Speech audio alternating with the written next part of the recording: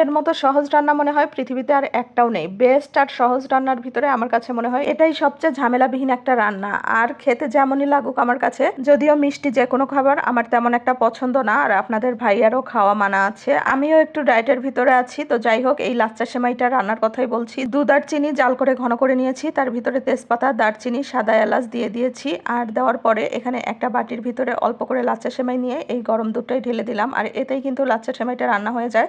আর সবসময় কিন্তু আমি লাচ্চা সেমাইয়ের প্যাকেট বাসায় এনে রাখার চেষ্টা করি, যে কোনো মেহমান বাসায় আসার সঙ্গে সঙ্গেই এই রান্নাটা ঝটপট ভাবে করে সামনে দেওয়া যায় নাস্তা হিসেবে। দুইটা সেমাই রান্না করেছিলাম, অল্প করে একটু স্টিক সেমাই আর অল্প করে একটু লাচ্চা সেমাই রান্না করে নিলাম। আর এই দুইটা সেমাইয়ের একটাতেও কিন্তু আমি কাঠবাদাম, কাজু বাদাম বা কিশমিশ ব্যবহার করিনি, কারণ আমার বাচ্চাদের অনেক বেশি বিরক্তির কারণ হয় এটা। খাওয়ার সময় চামচ দিয়ে উঠিয়ে উঠিয়ে ফেলে দেয়, আর মুখের ভিতর পড়লেও সেমাই সহই মুখ থেকে বের করে দেয়। তো এখানে কিন্তু আমি অল্প করে মিষ্টি দিয়েই রান্না করেছিলাম। আর আমি একবার মুখে দিয়েও দেখেছি, দুইটা সেমাই কিন্তু অনেক বেশি মজা হয়েছিল খেতে, যেহেতু দুধ ঘন করে জাল দিয়ে নিয়েছিলাম। আর যে কোনো সেমাই রান্নার ক্ষেত্রে কিন্তু আমি একটু দুধের পরিমাণ বেশি দেই। এরকম সেমাই আর দুধ লিকুইড অবস্থায় থাকলে অনেক বেশি ভালো লাগে, একেবারে শুকনো শুকনো হয়ে গেলে খেতে ভালো লাগে না।